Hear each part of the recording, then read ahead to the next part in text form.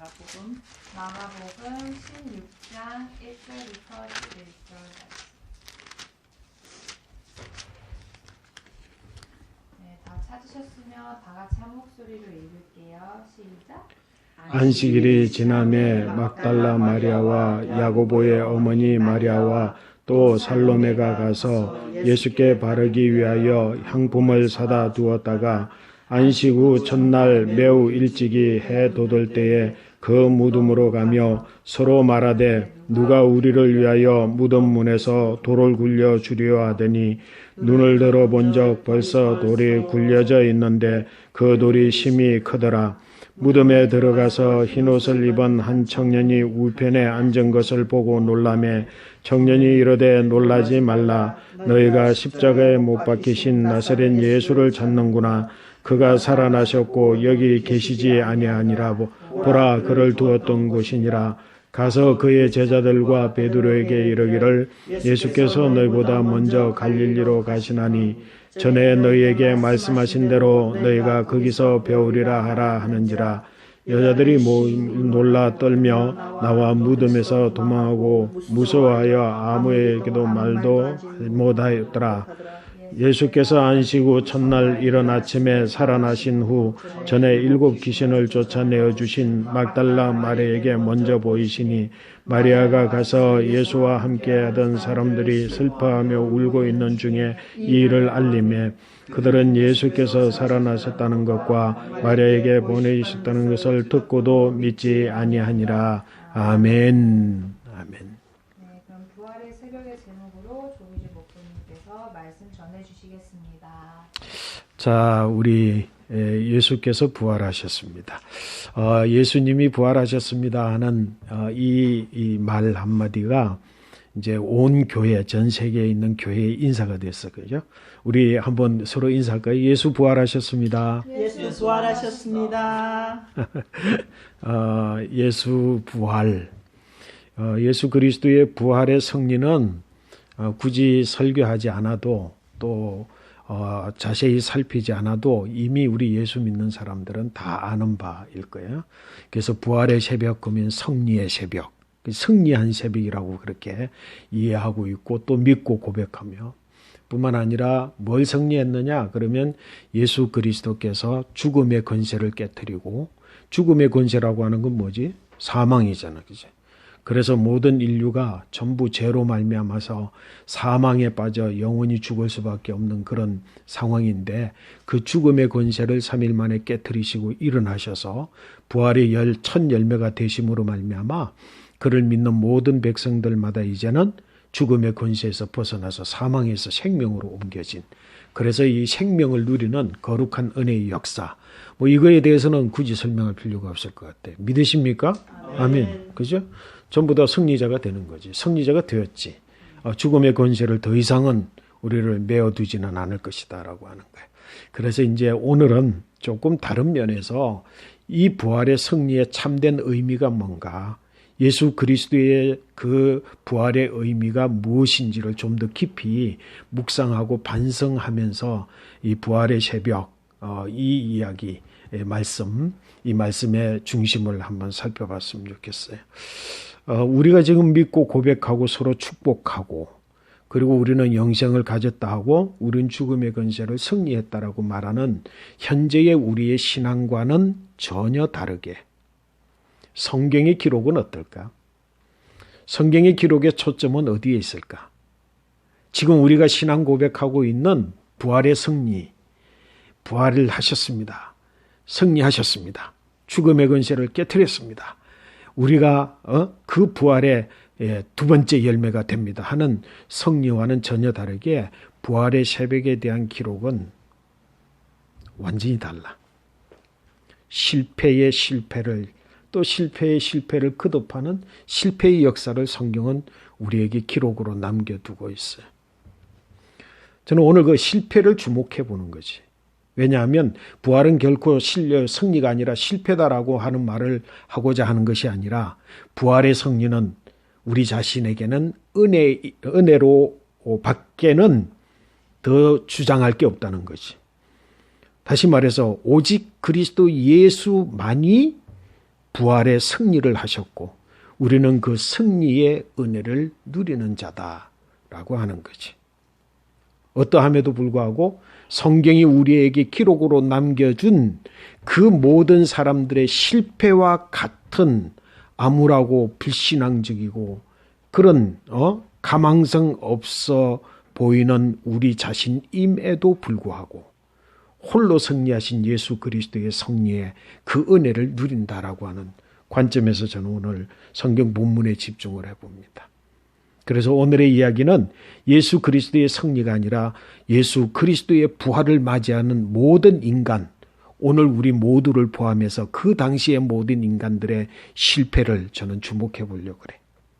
자, 오늘 성경의 말씀에 보면 우리가 읽은 본문의 말씀을 한번 볼까요? 자, 16절 말씀 우리 3절까지 1절부터 3절까지 한번 읽어볼까요? 같이 읽습니다. 안식일이 지남에 막달라 마리아와 야고보의 어머니 마리아와 또 살로메가 가서 예수께 바르기 위하여 향품을 사다 두었다가 안식 후 첫날 매우 일찍이 해 돋을 때에 그 무덤으로 가며 서로 말하되 누가 우리를 위하여 무덤 문에서 돌을 굴려 주리요 하더니 아멘. 부활의 새벽에 모든 사람들이 다 실패해. 예수님의 제자들도 실패하고 여기에 예수님의 어머니 그리고 막달라 마리아 그리고 또 살로메라고 하는 마리아도 실패해. 자, 오늘 성경에 1절의 말씀에 보니까 이 세 여인이 뭐 했다고? 1절 말씀에 예수께 바르기 위하여 향품을 사다 두었어. 지난 3일 동안 예수님이 십자가에 달릴 때에 이 세 여인은 주님이 십자가에서 마지막 죽음 순간까지 안타까움으로 눈물을 머금고 그 사실을, 역사적 사실을 온 마음속에 가득 담고 성경의 기록의 마지막에 보니까 저들이 예수를 어디에 묻는지까지, 어디에다 그 시체를 두는지까지를 확인하고 집으로 돌아갔던 여인들이야. 그러면서 뭐라고? 그때부터 오늘 이 부활절 새벽에 이르기까지 뭐 했다고? 그들은 향품을 준비했어. 사실은 그 3일 동안에 향품을 준비한다고 하는 사실이 쉬운 일은 아니었어. 왜냐하면 이 기간 동안은 아무것도 하면 안 되잖아. 안식일에는 심지어 몇 미터 가는 것까지도 금지해야 되는 상황인데 돈을 주고받고 하는 것도 금지해야 되는 상황인데 어떤 상황 가운데에서 누구를 만나서 무언가를 어떤 일을 실행하는 것도 금지된 상황인데 그 가운데에서 예수 그리스도에게 바를 향품을 준비한다는 것 자체가 쉬운 일은 아니었어. 그럼에도 불구하고 저들이 율법을 어김에도 불구하고 죄를 지음에도 불구하고 그들이 향품을 준비할 수밖에 없었던 이유가 있는 거지. 그치? 뭐야?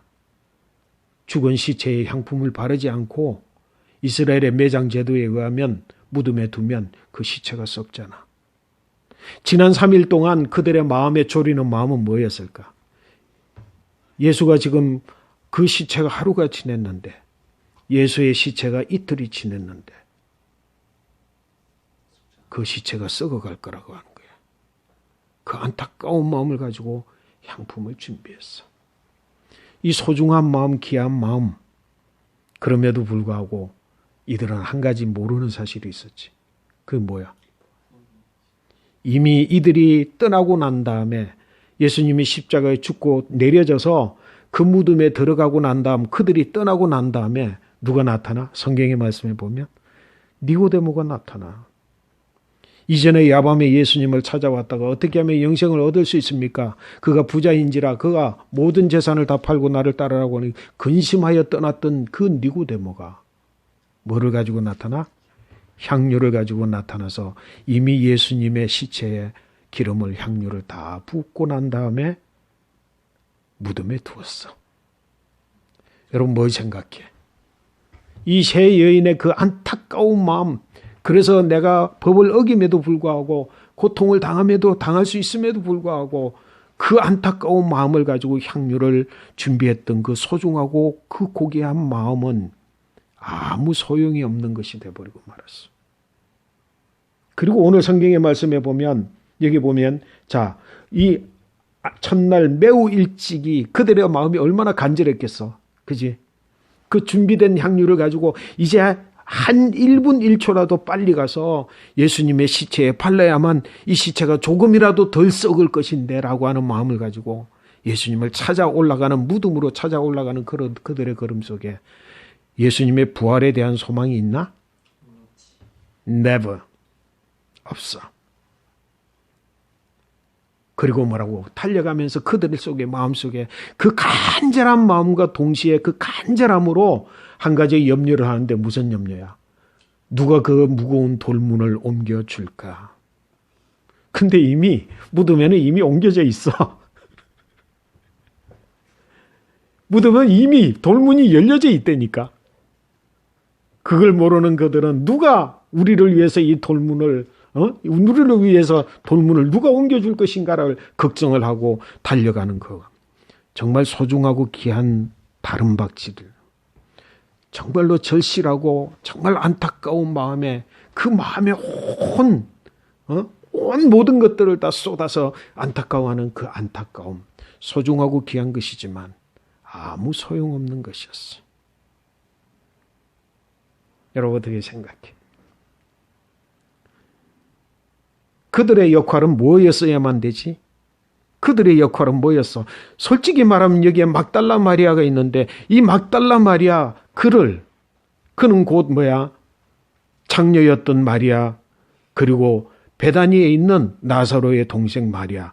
나는 같은 마리아로 보는데 그 마리아는 유일하게 뭐야? 그 마리아는 유일하게 제자들조차도 준비하지 못했던 예수님의 죽음을 유일하게 준비했어. 우리 두 길집사하고 우리 조혜리 집사는 새벽 기도를 통해서 우리 못했지만 지난 일주일간 우리가 새벽 기도 시간에 매일 주일부터 시작을 해서 월요일 날 무슨 일, 화요일 날 무슨 일 이렇게 있었는데 목요일 날 뭐 했어? 예수님께서 화요일 날 그지? 화요일 날 예수님께서 성전을 청결하고 하고 난 다음에 집에 들어가서 그지? 한 집에서 식사를 하고 있을 때 한 여인 마리아야 자신의 한 옥합의 백합을 깨뜨려 그리고 예수님의 발에 붓고 그 머리로 예수님 발을 씻길 때 제자들이 뭐라 그래?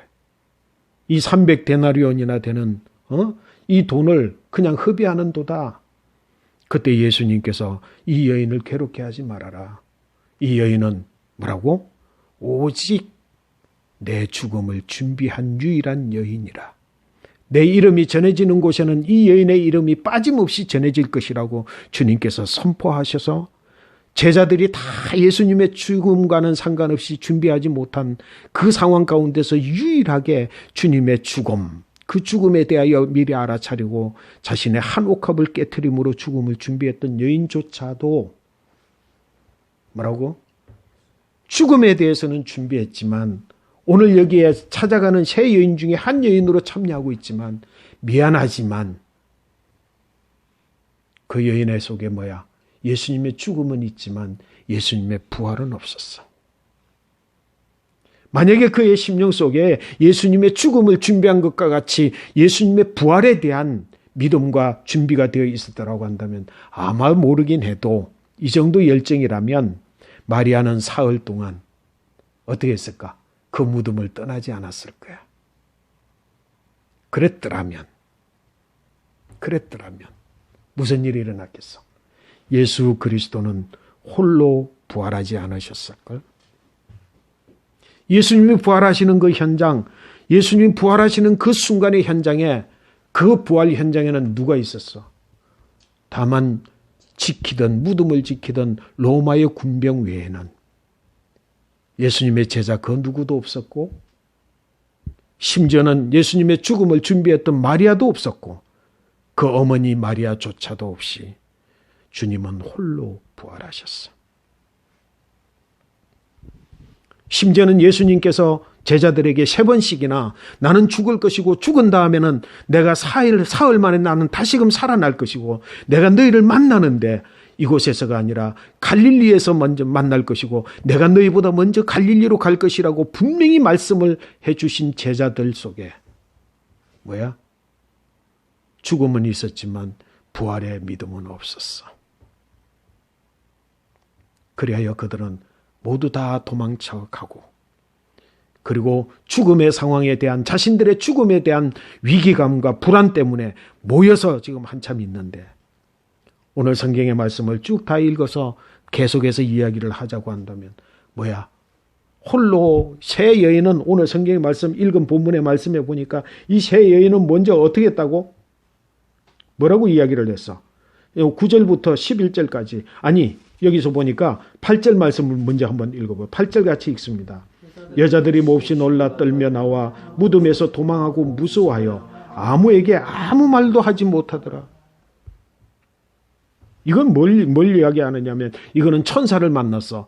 여기 보니까 마가복음은 한 청년이라 그러는데, 마태복음과 누가복음, 요한복음은 천사가 나타나서 천사가 세 여인들에게 예수가 살아났다 그러는데 뭐라고 이야기했어요? 오늘 8절에 다 놀라 떨며 무서워서 도망하고 아무한테도 그 말을 전하지 못했어.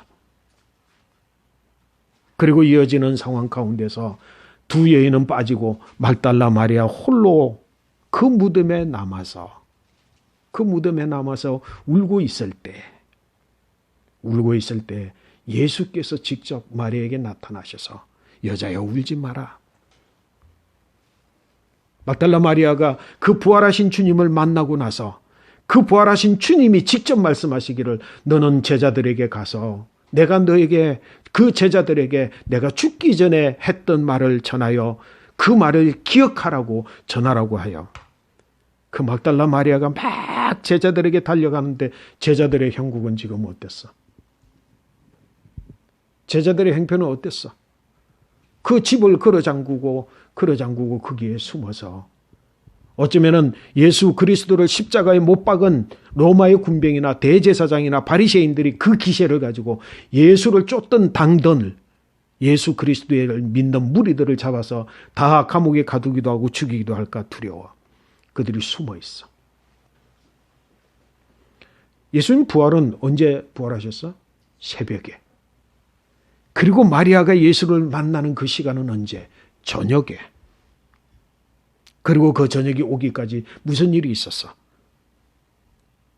저기 다시 어디로 내려가는? 엠마오로 내려가는 두 제자에게 나타나신 주님. 그들이 알아보지 못할 때에 식사를 함께 나눔으로 다시 알아봐서 다시 그들이 쫓아 올라와 가지고 어디 숨어있는, 밤중까지 숨어있는 제자들에게 우리에게 이런 일이 있었다. 우리가 내려가는 중에 한 남자가 우리와 동행하다가 나중에 알고 보니 그분이 주님이신데 우리 앞에 사라졌어. 그리고 들어와서 막 지금 이야기를 하고 있는 중에 뭐라고 여전히 제자들은 그 말을 확신하지 못하고 실패.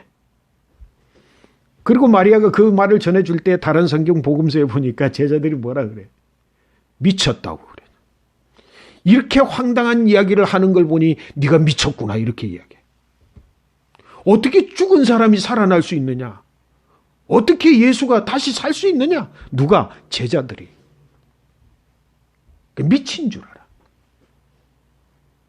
정신 나간 상태에서 이야기하는 말로 알고, 그나마 다행스럽게도 두 제자가 그 이야기를 듣고, 누구? 베드로와 요한. 베드로 요한은 끝까지 두 명으로 우리 지난주 내내 이야기했잖아요.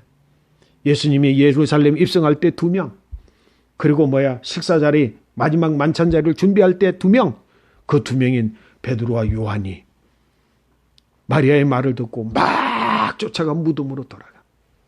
무덤에 들어가서 성경은 마치 경쟁하듯이 이 이야기를 하는데, 막 달려가는데 누가 더 젊어? 사도 요한이 더 젊어. 그러니까 마땅히 막 달려가는데 누가 먼저 무덤에 도착했어? 요한이 먼저 도착했어. 근데 무덤에 도착하고 이 요한은 어떻게 할지 몰라. 왜? 무덤 문이 열려져 있거든. 그 머뭇머뭇하는 사이에 늦게 헐레덕불떡 막 달려온 베드로가 그냥 직통으로, 그냥 멈추지 않고 직통으로 무덤 속에 들어가. 요한이 뒤를 따라서 들어가 보니 거기에는 뭐가 있다고? 개켜져 있는 예수 그리스도를 쌌던, 개켜져서 머리맡에 놓여 있는 것을 보고, 성경의 말씀을 이렇게 기록해. 그들이 믿더라. 근데 뭘 믿었지? 예수의 부활을 믿은 게 아니야. 왜냐하면 성경은 기록해. 그들이 믿더라. 그리고는 그 다음 절에 뭐라고 기록해? 그들이 각자 자기의 집으로 돌아갔더라. 어디로 가지 아니하고 갈릴리로 향하여 달려가지 못한 채. 그리고 저녁에 다시 모여있어. 이 모여있는 자리에 그렇게 복음을 전하는 그들.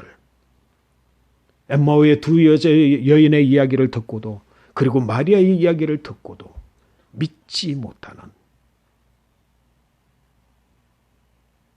우리의 신앙의 부활의 신앙이, 와, 부활절, 예수 부활하셨습니다. 그 성리를 노래하고 성리를 부르는 지금 우리의 신앙은 어떤가? 우리 안에 부활의 신앙이 그래 있나? No. 예수 부활하신 사건은 마치 88 올림픽 때 우리 축구팀이 4강에 올라간 그것을 찬양하는 것과 같이, 그들의 승리가, 축구 선수의 승리가 마치 내 승리인 것 같지만 내 안에 축구 실력은 하나도 없어. 우리 부활의 승리의 기쁨, 우리가 말하는 부활의 신앙의 실체가 무엇일까? 예수님께서 그 저녁에 나타나셨어. 새벽부터 시작을 해서 그 저녁까지 이와 같이 계속되어지면서 여전히 제자들은 뭐라고?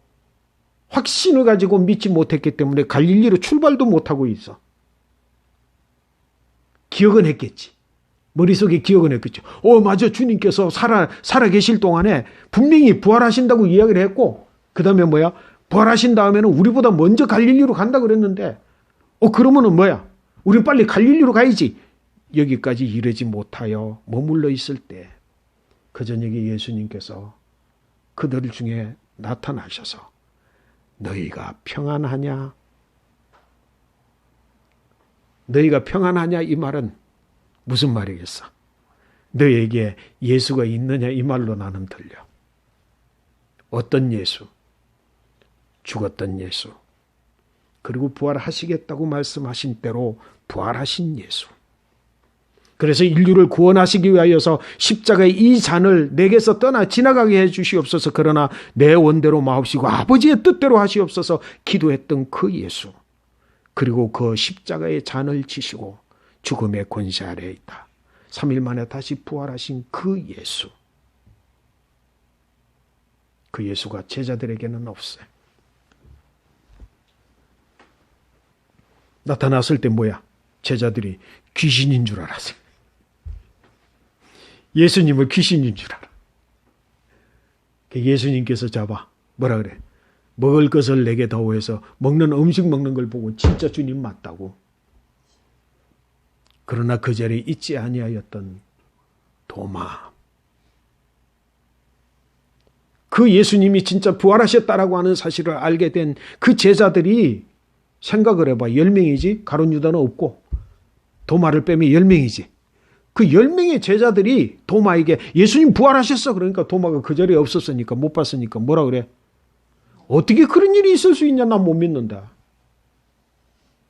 예수님의 창가에, 그리고 예수님의 손자국 옆구리에 창 자국을, 그리고 예수님 못 자국을 내가 손으로 직접 만져보지 않으면 내가 믿을 수 없다.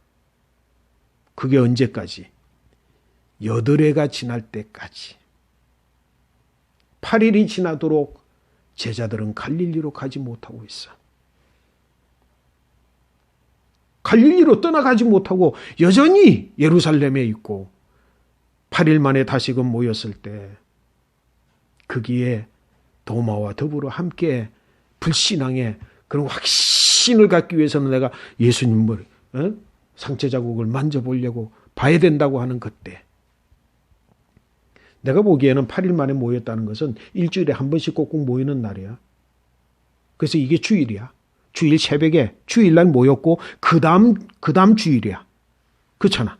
부활하신 새벽부터 저녁까지 그 난리를 쳤고 그리고 그 중간에 도마를 만났고 도마 이야기를 해도 도마 믿지 않았는데 그 다음에 제자들이 다 모였어. 그게 바로 주일이지. 한 주 지난 주일. 그때 예수님께서 나타나셔서 도마에게 만져보라.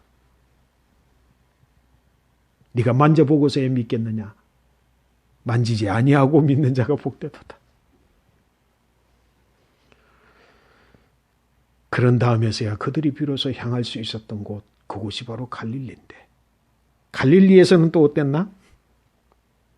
갈릴리에서는 예수님께서 말씀하신 그 말씀을 지켜 적어도 부활하신 주님이 우리보다 먼저 와 계시다고 한다면 이곳에 와 계실 그 주님 기다리다가 요한복음 21장 말씀을 보니까 그 주님 기다리다가 그 말씀 붙들고 있으면 어떻게 하고 있어야 돼?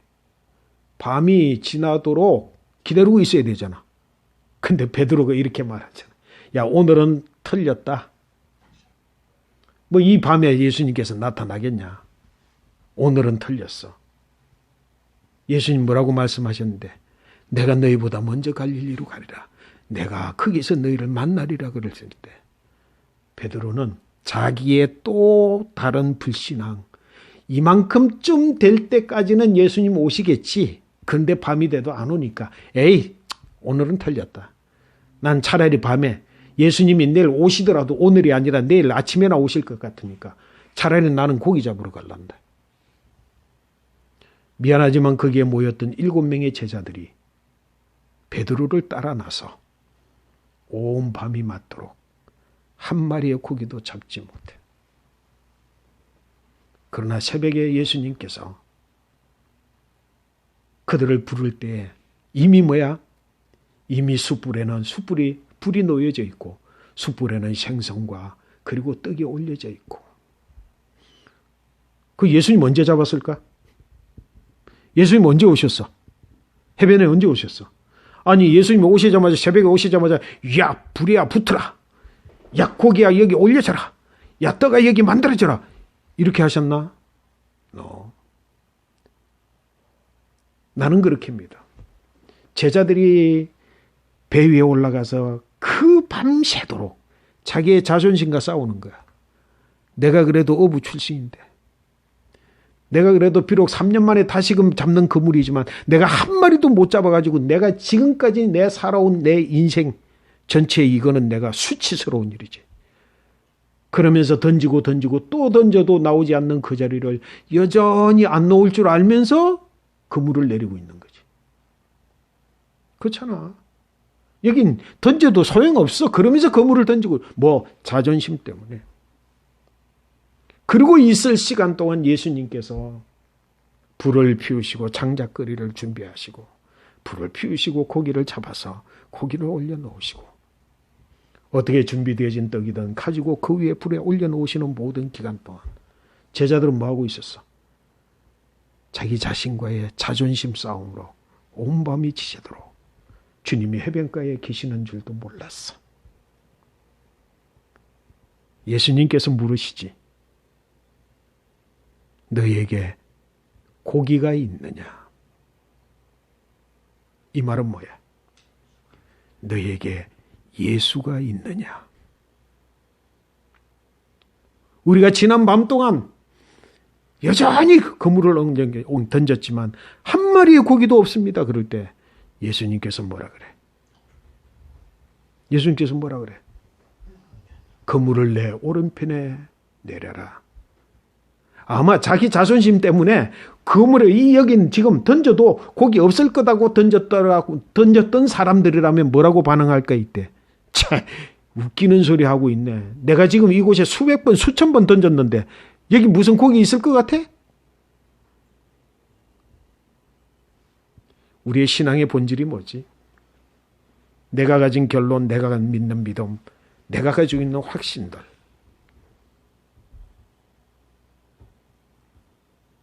던지면서 뭐라고 했을까? 저 양반 웃기고 있네. 그러면서 내렸더니만 거기에 153마리의 고기가 걸려들어. 그때에서 비로소 예수의 사랑하는 자가 그의 눈이 뜨여져 저가 예수인 줄 안지라. 베드로에게 저가 주님이시다. 여러분, 실패자 어디까지 실패야? 끊임없이 지난 3년 전부터 3년 내내 실패자고, 예수님의 죽음 앞에서도 실패자고, 예수님의 부활의 순간에도 실패자고, 부활 이후에 갈릴리에서도 실패자된 우리 같은, 나 같은 죄인을 포기하지 아니하시는 주님, 그분이 부활하신 주님이지. 깜짝 놀래가지고 베드로가 그냥 옷을 집어던지고 막 그냥 팍 헤엄쳐서 가고, 다른 사람들은 막 그냥 배를 지어가지고 다 가잖아요. 거기 올라가 보니까 지난 밤 동안 자신의 자존심과 싸우며 그렇게 잡고자 했던 고기가 이미 구수한 냄새를 풍기면서 주님이 준비하신 아침 식사가 거기 있네. 그 고기를 나누어 주시고 그러면서 뭐라 그러셨어? 너희가 잡은 고기를 가져오라. 누가 잡았어? 제자들이 잡았나? 제자들이 잡긴 잡았지. 예수님의 말씀을 순종했을 때 올라온 고기. 그리고는 예수님께서 물으셔. 오늘 성경의 말씀에 보니 예수님 요한복음 21장의 말씀에 식사를 다 마친 다음에 그 고기를 가져다 놓고 예수님 물으셔. 베드로야, 너희가 이 사람들보다 나를 더 사랑하느냐? 여기 이 사람들이라고 하는 헬라어의 해석이 달라져. 사람들이 아니고 이것들이라고 해석하는 게 정석이야. 그럼 뭐야? 왜 나는 이 사람들이라고 봐서는 안 되고 이것들이라고 봐야 되느냐 하면, 예수님은 그동안 제자들 자기들끼리 누가 높냐 할 때 뭐라고 그랬어? 누가 높다 누가 크다고 그렇게 말씀하지 않으신 분이, 야 네가 나를 제일 이 7명 중에 네가 나를 제일 사랑해? 네가 제일 사랑해? 그렇게 물으실 것 같아? No. 이것들, 이 고기, 기적으로 잡은 것, 너희가 그렇게 밤새도록 추적해 잡고자 했던 것, 그리고 너희들 자존심이 깨어지면서까지 기적같이 가지게 된 이거를 사랑했던 지금까지, 지난 3년을 거쳐서 오늘의 이것까지 놓지 못하고 목숨같이 사랑하는 그것보다, 그 말은 뭐야? 네 자신보다 나를 더 사랑하느냐? 네가 가진 자존심보다 나를 더 사랑하느냐? 네가 추구하는 그 모든 것들보다 나를 더 사랑하느냐? 그러면 내 양을 먹이라. 오늘 우리가 예수님의 양을 먹인다고 말하는 우리가 내려놓지 못하는 자존심, 주님을 사랑합니다라고 하는 우리가 포기하지 못하는 나의 이익, 내가 주님을 사랑합니다 하면서 내가 지금까지 내려놓지 못하는 나의 추구하는 꿈과 비전, 우린 그것을 여전히 가진 채로 예수님 부활하셨습니다. 예수 부활하셨습니다. 할렐루야. 그러나 우리의 심령과 마음속에 진정한 부활의 신앙, 그 주님, 그 예수가 있는지를 반성해보며, 부활의 성리는 뭐라고? 내가 취하기에 감히 나 자신이 부끄러워. 내가 가지기에는 너무도 내 자신이 벌거벗은 것처럼 부끄러워. 몸둘 바를 알지 못하며 불러야 되는 노래가 부활의 주님. 그래서 더 감사하고, 그래서 더 감격하고, 그래서 더 무릎을 꿇을 수밖에 없는 이 부활의 승리. 그것이 승리의 진정한 의미라고 하는 것을 깨닫는 우리 가족들 되시기를 축복합니다. 예수 그리스도의 이름으로 축복합니다. 아멘. 자,